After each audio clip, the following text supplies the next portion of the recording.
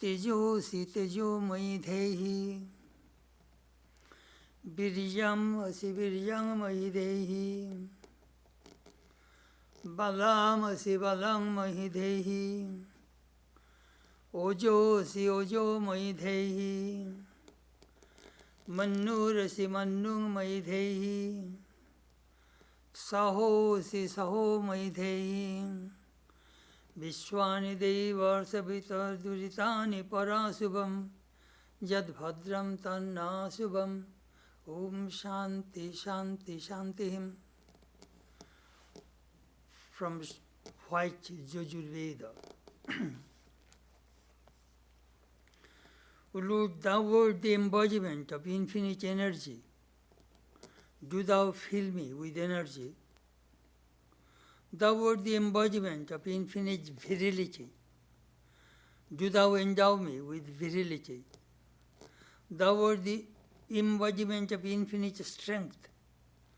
Do thou bestow strength upon me. Thou art the embodiment of infinite power.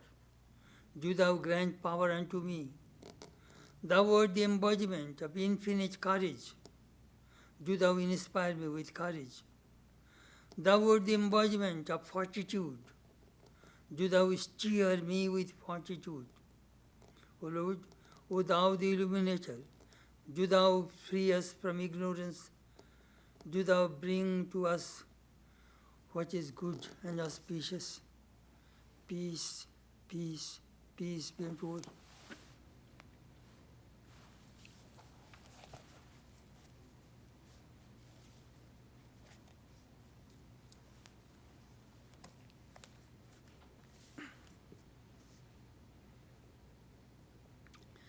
This morning our subject is Vivekananda, heroic monk.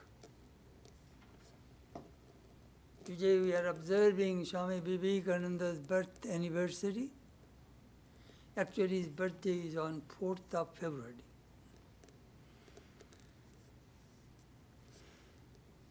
Vivekananda, a heroic monk. In 1963, during Swami Vivekananda's centenary year, I met a person in Advaita Ashrama who bought 71 photographs of Swamiji, framed them, and hung them around the wall of his room. He told me, I'm an elderly person, I cannot sit for meditation, but I stand on each photo of Swamiji and think of him. Thus I get 71 minutes meditation. What a wonderful way to think of Swamiji. I was very much moved. He made Swamiji as his object of meditation. In California, in 1900, Swamiji told the American devotees, you will see, within 10 years after my passing away, I will be worshipped as God. And it was true.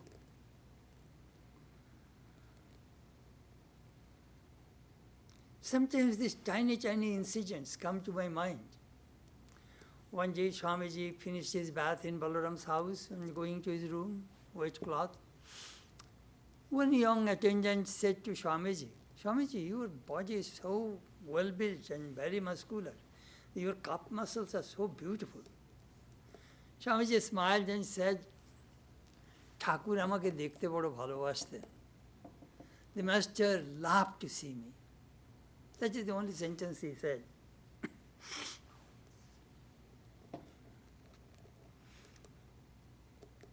One of my favorite books is Reminiscences of Swami Vivekananda. When we read each reminiscence, we find each person describes Swamiji's eyes, fascinating eyes. Shanmohini Chokshu, eyes, Padma Palasa Lochana, lotus eyes, very long, protruding eyes. When Swamiji would sleep, his eyelids could not cover the eye.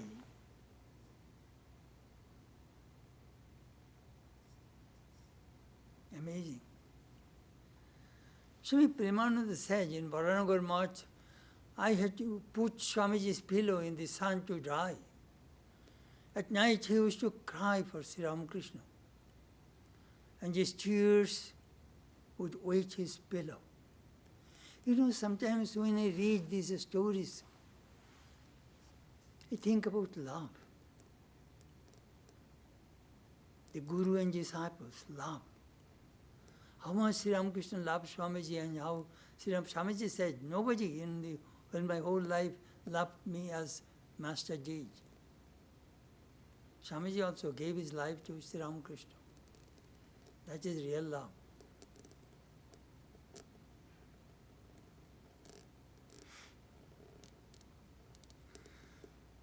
Another time, when Swamiji returned from America, Shashi Maharaj asked Swamiji, what are the good characteristics, what are the things necessary to be a good orator?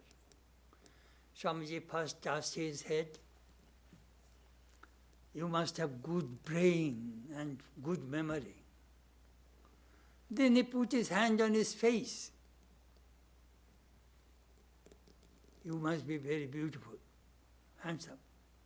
Third, he put his hand on his throat. Your voice must be sweet and melodious.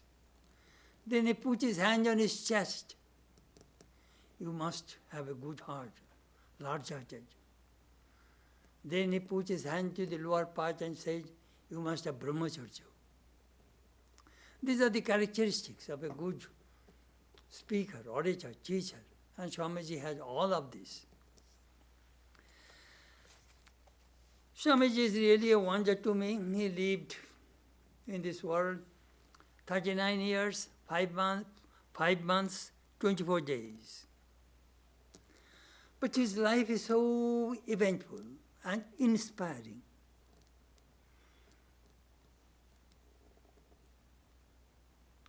About his message, Romarullah said, Vivekananda was energy personified, and action was his message to human beings. I shall read a passage from Romarullah's book, how poetically he described Swamiji's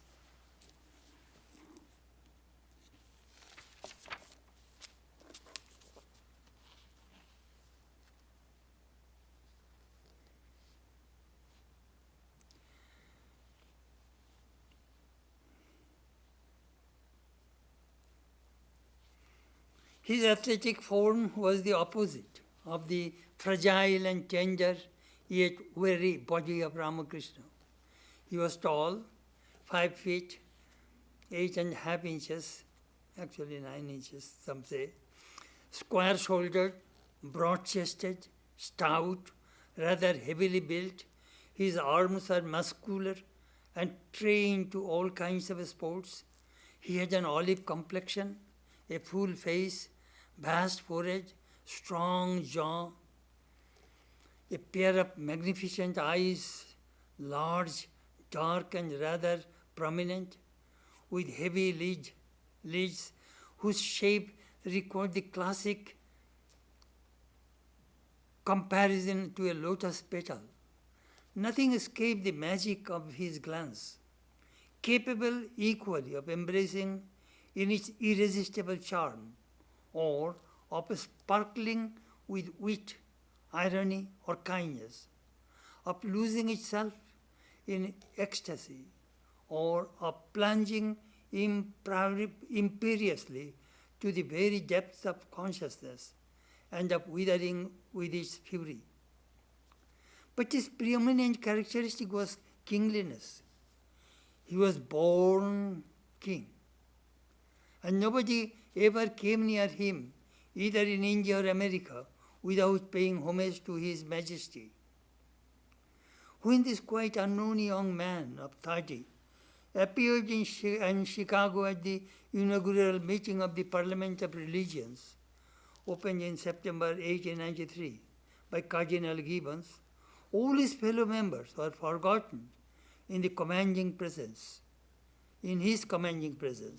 his strength and beauty, the grace and dignity of his bearing, the dark light of his eyes, his imposing appearance, and from the moment he began to speak, the splendid music of his rich, deep voice enthralled the vast audience of Anglo-Saxons, previously prejudiced against him on account of his color.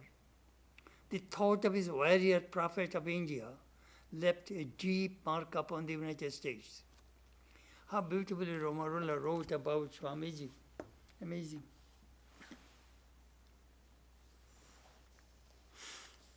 Mrs. Francis Leggett I met two real human men in my life. One is the German Emperor Kaiser, and second, Swami Vivekananda, king among men.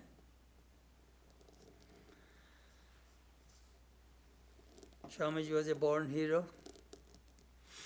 His mother worshipped Vireshwar Shiva to have a son. Those who have visited Benares know Vireshwar Shiva. I remember once I went at 4 o'clock in the morning. I saw many women, they took their bath in the Ganges and worshipping the Shiva. So my fellow monk told me, do you know what they are doing? Why are they doing worship? They are praying to Lord Vireshwara for a child, for a son. So Swamiji's mother worshipped and got Swamiji. Amazing. And gave the name Narendra. Nara means men, Indra means king. King among men, that was his real name. Pre-monastic name, Narendra.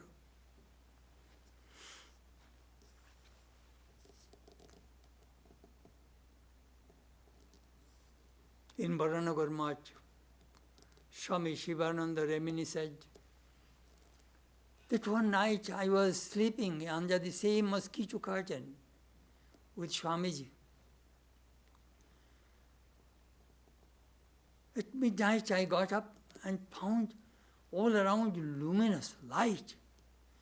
Then I saw small emblems of Shiva with trident in hand or in deep meditation, and from their bodies this light was emanating. I marveled. I was astonished, seeing the lights coming from Lord Shiva's. Then I pushed Swamiji. Swamiji, I see some light. Swamiji turned his eyes and said, just brother's life, sleep. You will not have to watch those things. Then in the morning, when Shivananda asked Swamiji replied, they are Potuk Bhairav. Amar janma theke oরা আমাকে রক্ষা করছে. They are the guardian angels of Shiva. From my very birth, they are protecting me. That was our Swamiji.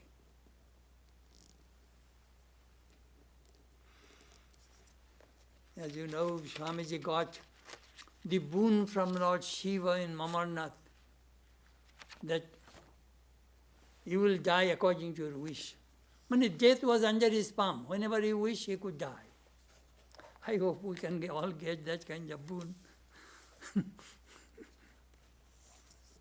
Swamiji was physically, mentally, intellectually, morally, spiritually strong. Perfect in every respect.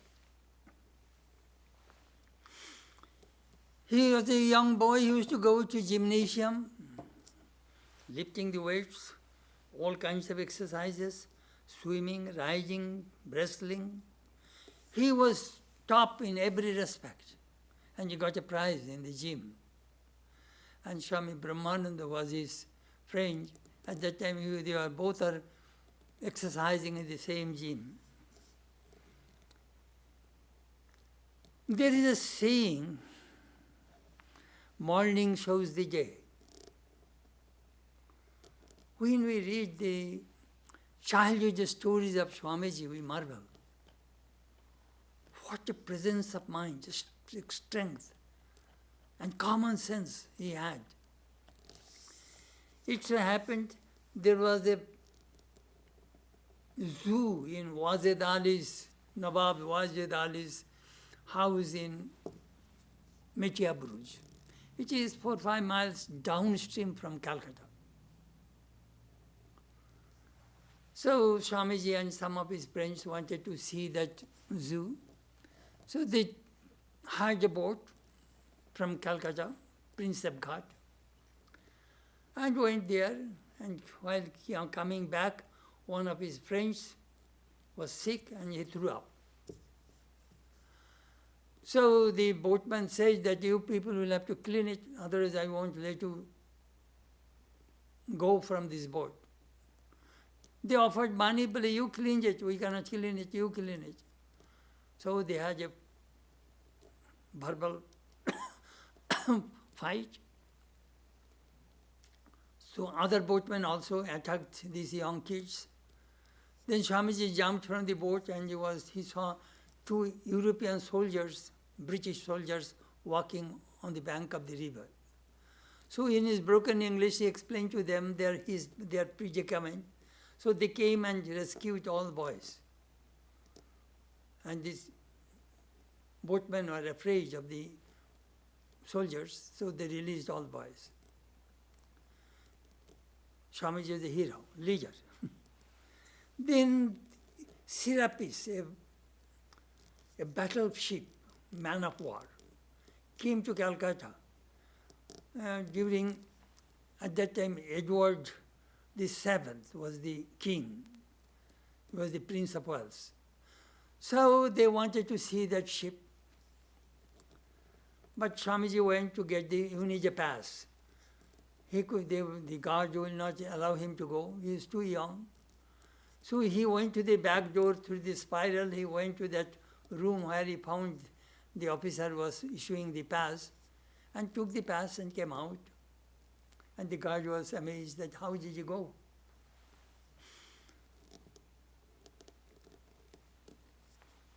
Another story we understand, we think about Swamiji's heart. In the gym, they wanted to put a trapeze, so they need 2 long posts. So they could not lift that post. They found an English sailor was passing by and they requested. So he came, and holding that post, they're trying to put inside the hole. And it slipped, and it fell on the head of that sailor and wounded. He fell unconscious. Some of his friends ran away thinking that, if an Englishman dies, we will be punished and all those things. But Swamiji did not run away. He tore his cloth, wiped the blood, and they put water and began to fan and took him to a room in the gym. And he brought doctors and began to nurse. 7 days, Swamiji and some of his friends took care of that British sailor, fed him, raised some money, gave to him. It shows his heart. He will never run away when the problem comes in life. That is the reason. There is a famous saying in Hindi, Sid Dave Sardar. If you want to be a Sardar, means leader, you give your head first. Swamiji was that Sardar, leader, from his very birth. And his heart would cry for the poor people. One of his friends, Haridas Chattopadhyay, was poor, and it is a BA examination, and he had no money to pay the fees. So he went to the school, college, and asked the superintendent, please allow me to appear in the examination, but he said you will have to pay the college tuition fees first and then university fee. Swamiji requested him, but he did not listen. But Swamiji knew that he goes to, in the evening he goes to a drug place, just like a tavern, Gulirajda.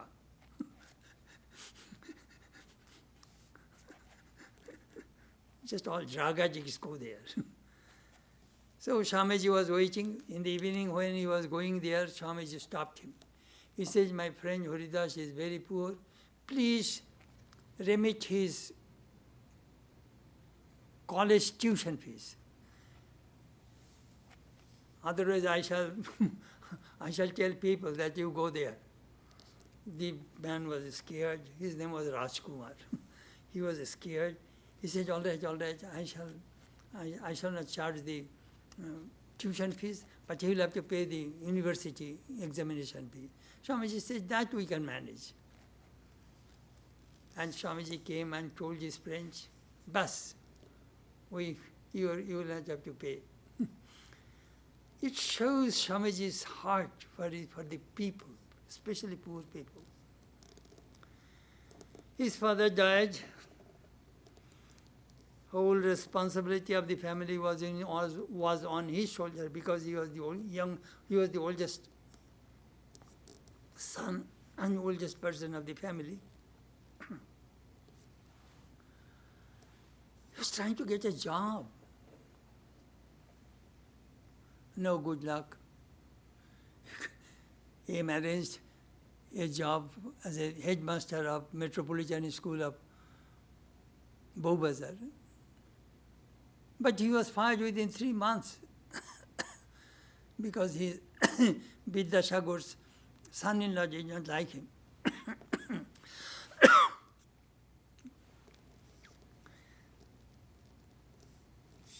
He did not care. He tried to get a job.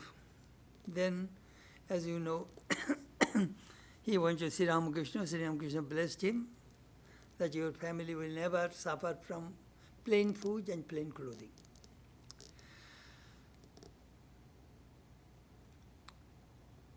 Another thing we find in Swamiji, that is the background of his Western education. Do not accept anything without evidence. He examined Sri Ramakrishna. He fought with Sri Ramakrishna for 6 years. That he told Nivedita. I fought with my guru for 6 years. As a result, I know every inch of the way. Sri Ramakrishna also encouraged his disciples. Check as a money changer checks the fake coin. Watch a sadhu at daytime and nighttime, then trust him. Then Sri Ramakrishna passed away. The disciples started Varanagar monastery, suffer from poverty, starvation, but they never deviated from their idea. Then Swamiji began his travel all over India. We see from Bengal to Gujarat, Arabian Sea, east to west, and from the Himalayas to Cape Comorin, Kanyakumari. This large Arjyavarta, the whole India, he traveled mostly on foot. From 87 till 1893, 6 years, thousands and thousands of miles he walked. He wanted to see the condition of India. As an itinerant monk, there are many fascinating stories during his travel. Once he was going through Bihar. You see, Shippa Mutiny was in 1857. So the British people thought that some monks in disguise of the rebellion moving around. So Swamiji was stopped by a Muslim police officer who was riding on a horse, Hey, stop! Swamiji, stop. Who are you? Well, you see that I am a monk. Don't you see my ochre cloth? Oh, all monks are badmash. They're all bad, wicked people. Swamiji kept quiet. You come with me. I shall put you in jail. Swamiji said, that would be wonderful. How long will you keep me in jail? Well, maybe 2 weeks to 1 month. Why not 6 months? Swamiji said. That police officer was perplexed. He could not figure it out what it means. Why do you want to stay in jail for 6 months? Look, my life is very hard. I don't get food. At least if you put in jail, I shall get 2 square meals a day. Please put me in jail. Then police officer was thinking, what a person I got. He asked him, hey, bhag jao. Get out from this place. Swamiji began to walk again. Very fascinating stories.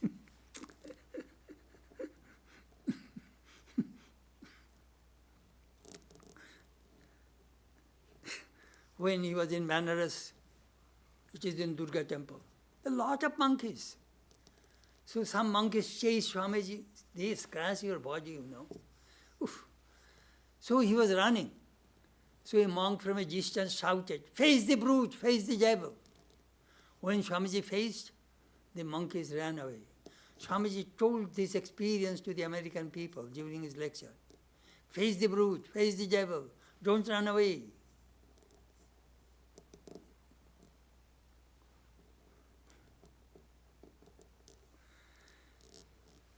Then he recounted some of his stories during his Himalayan travels.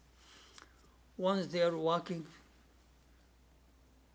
Swamiji gave a lecture in America, Man the Maker of His Destiny. There he told this story, that when we are moving, it was a Charai Utrai, up and down in the Himalayan range. So when they up, one monk said, I cannot go anymore. My chest will fall apart. Swamiji says, look, look, look. Watch me back. Many, many miles we passed, we crossed.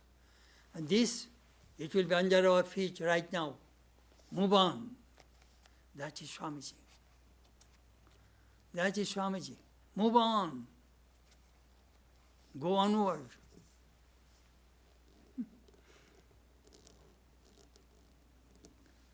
Then he told another story,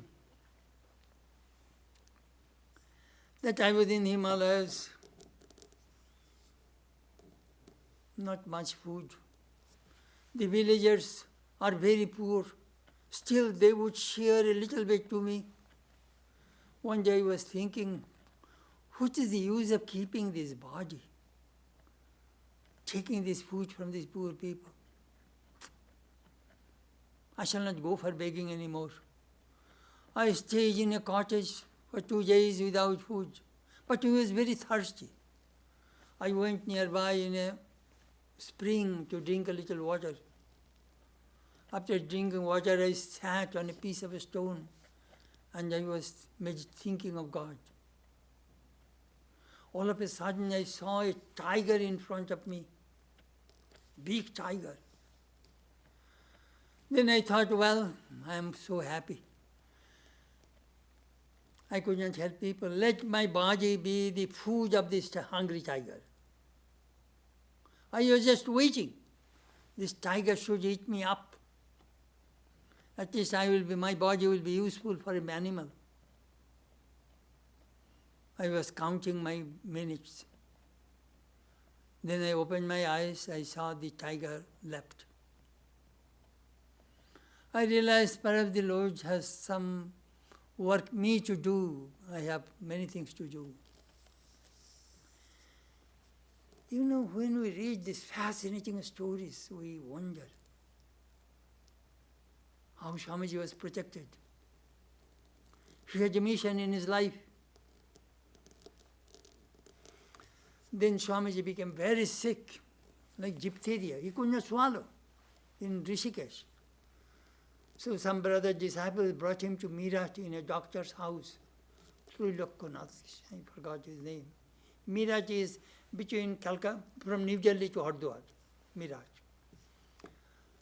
So several, I think 6, 7 brother disciples are there. They stayed there for 3 months.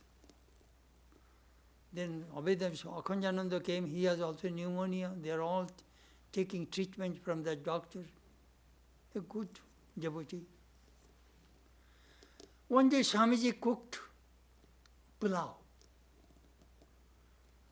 And the brother disciples, they are eating. Suryananda wrote in his letters, I shall never forget that story. Swamiji was serving food to us, and we are praising how beautiful, how nice it is, how delicious. Swamiji gave the whole food to us and he did not eat. So when we said, Swamiji, will you not keep something for you? No. You boys eat. I ate enough in my life. When I read this story, tears come from my eyes. Only this person can be a leader. Amazing. Amazing, this Vivekananda. Swamiji traveled all over, but maximum time he stayed in Gujarat. Gujarati people are very, very sadhu-loving. They feed the monks, they take care of it. Anyhow, then Swamiji went to Alwar. You see, in Gujarat, then Swamiji came to Rajputana, the Raja Ajit Singh, Swamiji's disciple, became his disciple, who helped Swamiji to come to America. Then, when he went to Alwar, he met Raja Mangal Singh. The minister said, there is a very Pandit sadhu, very learned monk is in town. The king says, invite him in my court. Swamiji went. Then king said, you are a very learned man, why do you move around as an itinerant monk? Why don't you take a job and earn money? Swamiji said, oh king, your duty is to serve your people. But you go on, most of the, Swamiji heard about him, you go to the parties with the English people and go for hunting. Why do you do that? I love it, the king replied. Swamiji said, I also love my itinerant, this begging money, itinerant monk, live on alms. I also love it. You know how Swamiji was bold, hero, talking with the king. Then the king asked, you know, Swamiji, let me tell you, I don't like the Hindus worship some stone, some wood, and some clay. Will it do any harm to me? My mom means all the Hindu gods and goddesses. Swamiji said, well, it is all your karma. Then Swamiji saw there's a big oil painting of Raja Mangal Singh on the wall. Swamiji asked the minister, could you bring down that picture? It was done. Swamiji asked the minister, spit on it. Spit on this picture. They are alarmed. The king was puzzled. What is wrong? This is a canvas. The king is not there. It is only an image. Spit on it. The minister said, Swamiji, it is the resemblance of our king. How can I be disrespectful to our king? Then Swamiji told the king, did you see?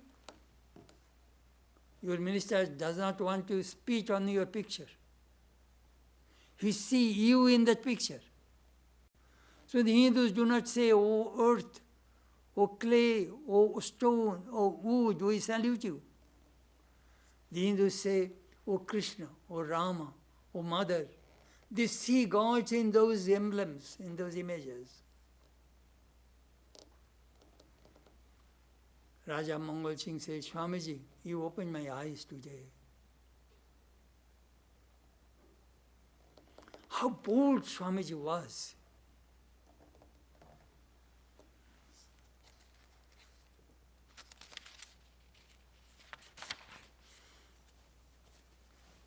Swamiji traveled and traveled, went to Kanyakumari. I went there a few times. It is the last beach of Indian rock in the three oceans, you can say. Arabian Sea, Bay of Bengal, and Indian Ocean. These three places. The three oceans or seas meet that place. That is called Kanyakumari. Swamiji had no money. He wanted to go to that rock. So what did he do? He jumped into the ocean. Swam. Quite a distance. That place is infested with sharks. But he did not care. 3 days into he stayed there. If you read one of his letters, sitting on the last beach of Indian rock, he hit upon a plan. What did he see? He visualized his whole travel in India. How India is under tamas. How millions and millions of people, poor people, how can I help them? That thought, how can I serve, uplift my countrymen? I hit upon a plan. To fulfill that plan, Swamiji came to America to earn money, to help the poor Indian people. Fantastic story. Swamiji left India 31st May 1893.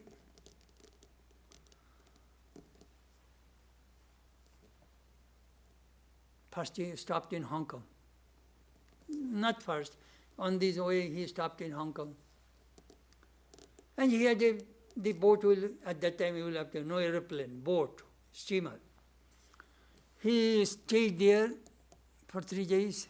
So he, like other tourists, he wanted to see a Buddhist temple. So he took Buddhist temple, Chinese Buddhist temple. So he asked a Dobhashi, interpreter, I want to go visit. Oh no, we are visiting many places, but I want to go to the monastery. Oh no, they will hit you. Well, no, I want to go, you come with me. So when they are walking, some monks with a stick in hand chased them. So the interpreter ran away. So before he ran away, Swamiji grabbed his hand and told me, in Chinese language, what is the words of Indian yogi? So he said. So when those monks were trying with their rod in hand, wanted to attack Swamiji, Swamiji raised his two hands and shouted, Indian yogi, Indian yogi. Immediately they dropped their stick. And then they are asking, Kabach, Kabach. Swamiji was asking the interpreter who was far away, tell me what they are asking for. Well, they are asking for Kabach in Chinese language. Well, why? Well, they are afraid of ghosts and just bad spirits. So they are seeking help from you. You are a yogi. So Swamiji took some papers and wrote Om in Sanskrit and gave to this monk, each one. Om, Om, Om. Kabach. Swamiji was so bold.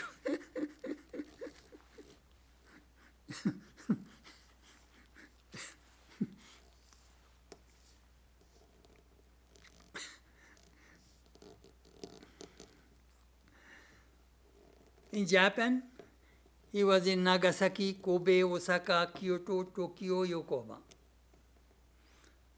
I visited Kyoto, Tokyo, Yokohama, Osaka, Kobe, Nagasaki. I never been there. Nivedita said, Mr. Tata told me, Jamshedji Tata was also Swamiji's co-passenger to America. Mr. Tata told me that when Swamiji was in Japan, everyone who saw him was immediately struck by his likeness to Buddha. He was like Buddha. Swamiji landed in Vancouver, 25th April, 1893, reached Chicago, 30th April. Sorry, 25th July. 25th July, 1893, and reached Chicago, 30th July, 1893. And he met a woman in the train named Keiichi Sanborn of Boston. I visited her house in 1972. It is outskirts of Boston. Anyhow.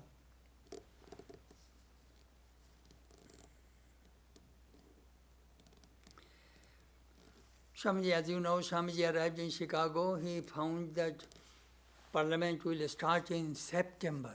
He went to a hotel, heavy charge, he could not figure it out. He has very little money. He sent a cable to Allah Singha, sent money, otherwise I will starve on the street here. So he thought, some people suggested go to Boston, there things are cheaper.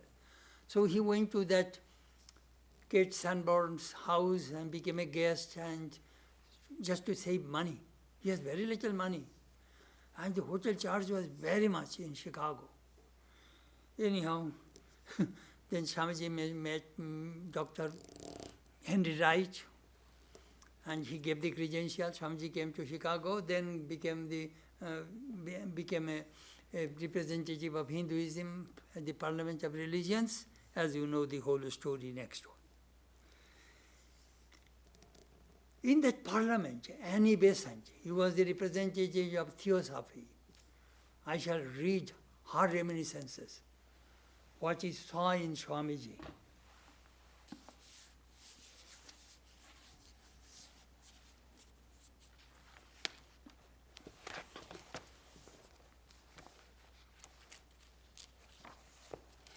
A striking figure, clad in yellow and orange, shining like the sun of India in the midst of heavy atmosphere of Chicago, a lion head, piercing eyes, mobile lips, movement swift and abrupt.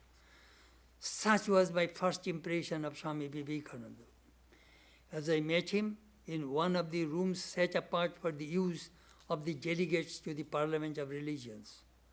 Monk, they called him, not unwarrantably. Warrior monks was he.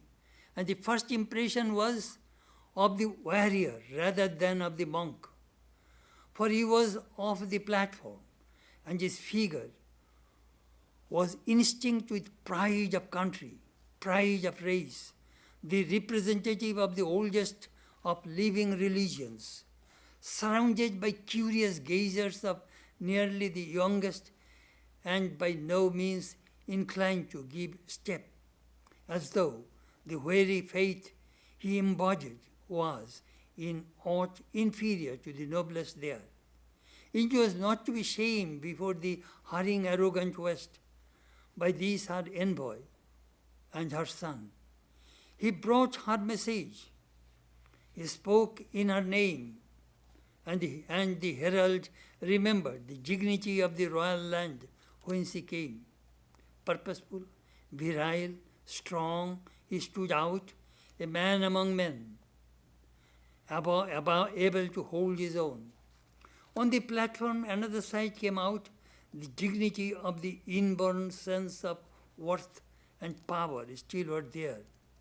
But all was subdued to the exquisite beauty of the spiritual message which he had brought, to the sublimity of the matchless evangel of the East, which is the heart, the life of India, the wondrous teaching of the self. Enraptured, the huge multitude hung upon his words. Not a syllable must be lost, not a cadence missed. That man, a heathen? Said one, as he came out of the great hall. And we send missionaries to his people? It would be more fitting that they should send missionaries to us. What a beautiful way Annie Besant recalled about Swamiji.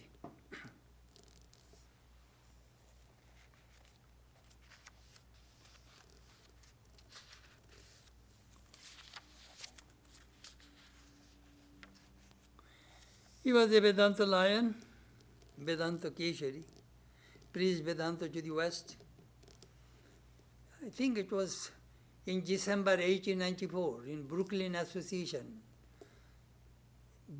Ethical Association. Swamiji said, I have a message to the West as Buddha had a message to the East. What was that message? Vedanta. The divinity of the soul, harmony of religions, unity of existence, oneness of Godhead. Those are the four main tenets of Vedanta. After his success in Chicago Parliament of Religions, one of the eyewitnesses, Angaric Dharmapal, was the representative of Buddhism, told in Calcutta in April 1894, look what he said. Mr. Dharmapal said that life-size portraits of Swami Vivekananda are found hung up in the streets of Chicago with the words, Monk Vivekananda. Beneath them, and thousands of passers-by comprising men of all classes are observed to do obeisance to those portraits in the most reverence way. We cannot think of it. Can you think in Calcutta Street, all posters spell Vivekananda, the Hindu monk of India? Colored pictures. We use it in our Vivekananda East meets West. It is unthinkable. He started Mahabodhi Society in Calcutta, and there he mentioned, behind his success, three things Dharmapal mentioned. Behind his success, his uncommon command of English language. You see, many people speak, American people cannot understand. Swamiji's accent, Swamiji's words are so understandable, beautiful, penetrating. Second thing, his supreme tolerance of religions. Everybody represented his own religion, but Swamiji represented all religions of the world. Third, his wonderful renunciation electrify the audience. Command in English language, tolerance of all religions, and his brahmacharya, wonderful renunciation, electrified people. Then what happened? After the success of Parliament of Religions, Swamiji exposed the missionaries. £1 million income dropped. Swamiji said, Mr. Legate used to give $10,000 per year to the missionaries. So the missionaries became very furious. They tried to spread a scandal against him, tried to poison him in Boston, in Detroit, because their income dropped, and Swamiji exposed them. like a hero. Swami was cheated by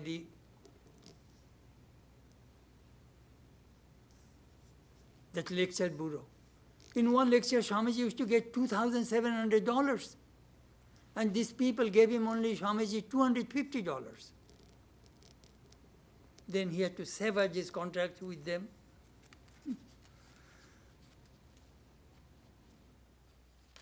I read another passage that Swamiji alone was fighting against the missionaries.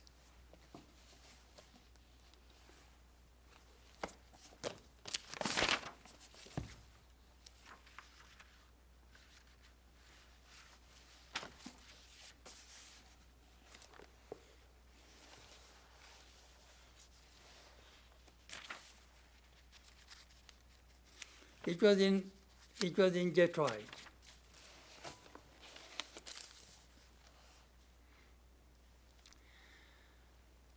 February 1894. One thing I would tell you, and I do not mean any unkind criticism.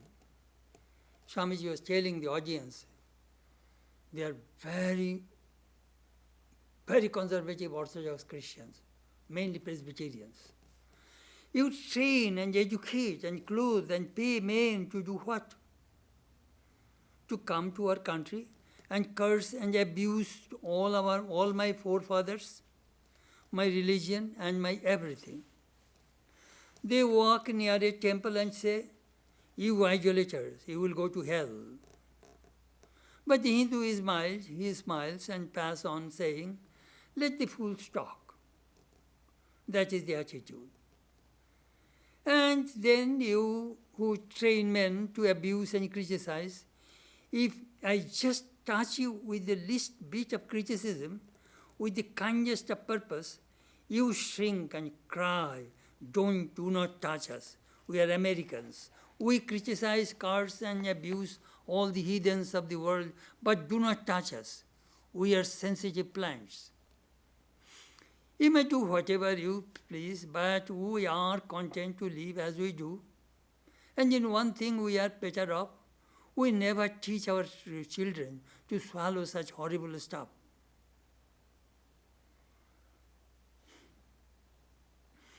And whenever your ministers criticize us, let them remember this.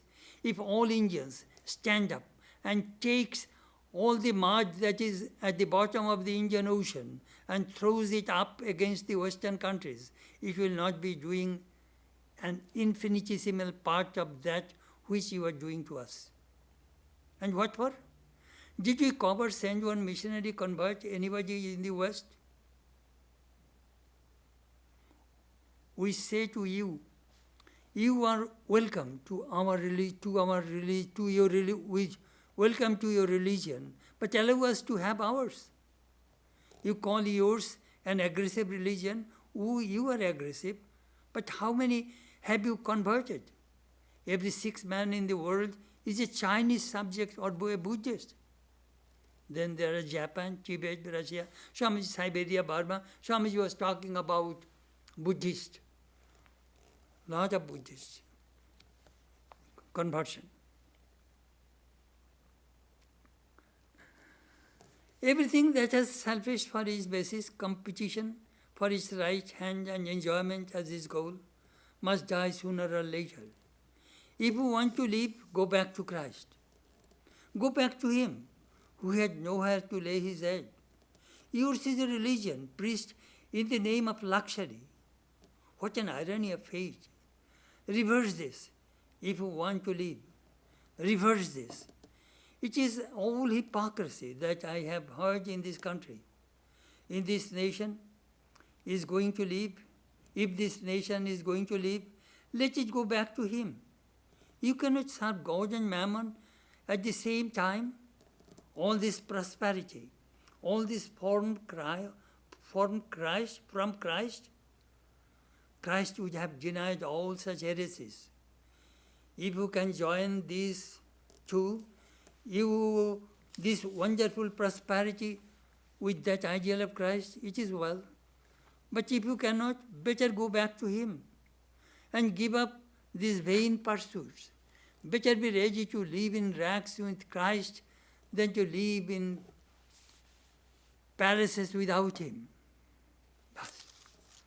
That is a fantastic lecture Swamiji gave. It is better to live with Christ in rags on the street than to live without Christ in the palaces. But missionary people became very angry. But you see, the health sisters cautioned him, Swamiji, be careful. Don't be so much outspoken. They may kill you. They may murder you. But Swamiji was brave. He was a hero. If you read those letters of Swamiji to Alasinga Perimal and brother disciples, you will find what is going on at that time. Swamiji is fighting alone against all these odds. These missionary people brainwashed beautiful American people, gave all wrong information to them. That Indian mothers throw away their childs in the mouth of the crocodiles, and all sorts of nonsense they told them, so that they can get money from the American people. If you read Swamiji's lectures during that period, he is lecturing manners and customs of India, Indian women. Then he talked about Vedanta. Then he talked against sin, the doctrine of original sin. You people are the children of immortal bliss. You are not sinners. It is a sin to call a man so. It is a standing libel on human nature. That is the way Swamiji was trying to give correct information to the American people. Swamiji has a lot of good American, large-hearted people, open-hearted, large-hearted American people helped Swamiji and saved him and protected him. It is some orthodox, some narrow, bigoted people attacked Swamiji.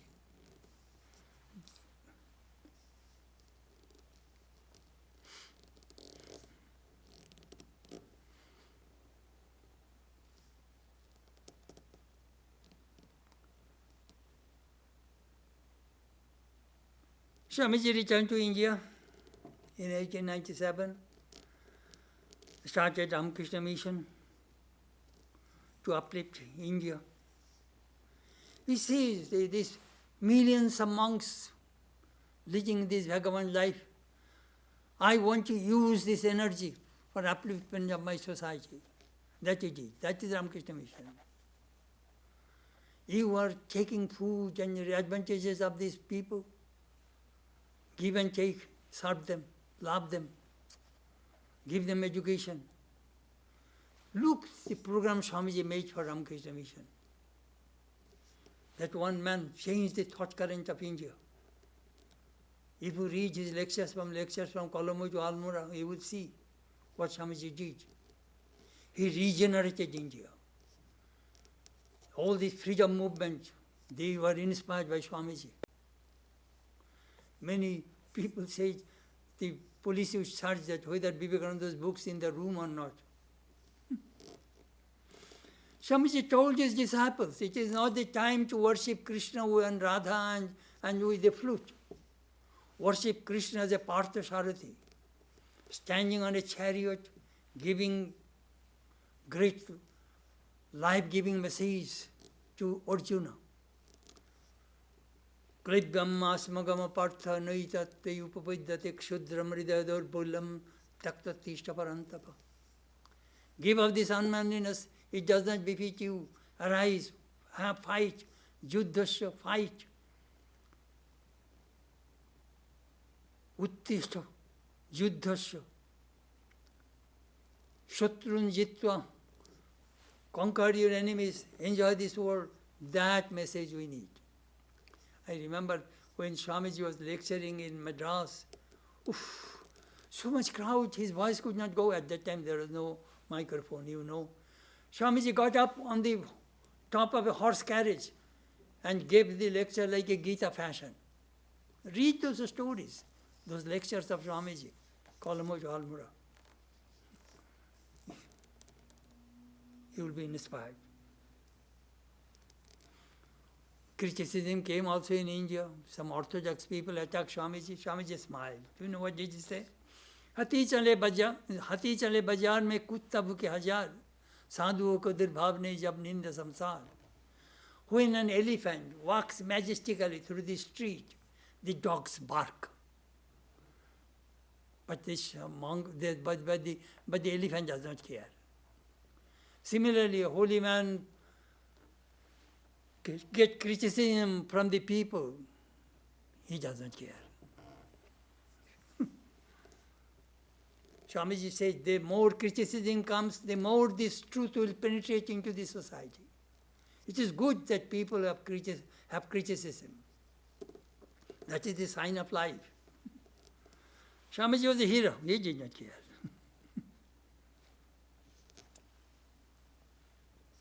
He used to quote that the Punjab, that famous saying, 100 lakh ek par chadao jab Guru Gobind naam sunao. If a Guru Gobind, that great hero of Sikhism, if his name people uttered, they can defeat 1.25 million people. 100 lakh, 125,000 people they can defeat. One man, taking the name of the Guru. Swamiji was very fond of these heroic Sikh people. When Yogananda died, Swamiji was very much hurt. Do you know what he said? I liked it. Swami Vivekananda recalled. Swamiji was very angry. He did not go to the shrine for a week because one of his brother disciples is gone.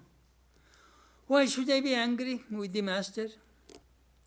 Why should I expect that all things will be ordained according to my wishes?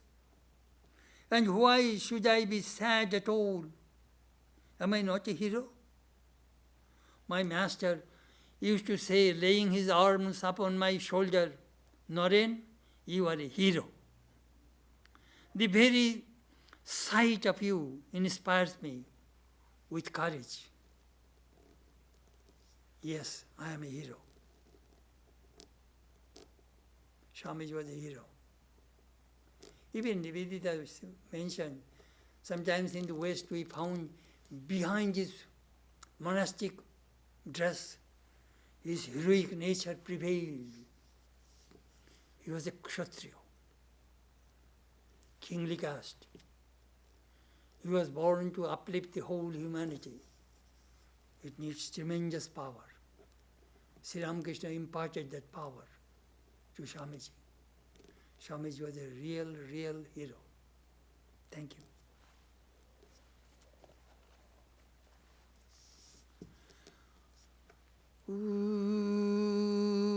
Namah Shri Yotirajaya Vivekananda Suraye Sachet Sukha Sarupaya Swamine Tapoharine.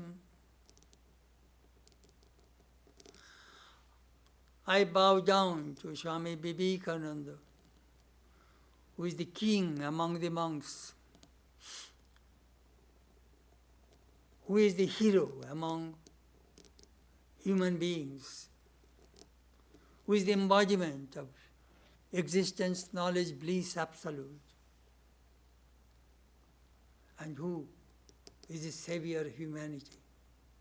We bow down to Vivekananda again and again.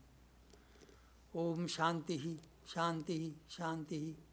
Peace, peace, peace be unto all.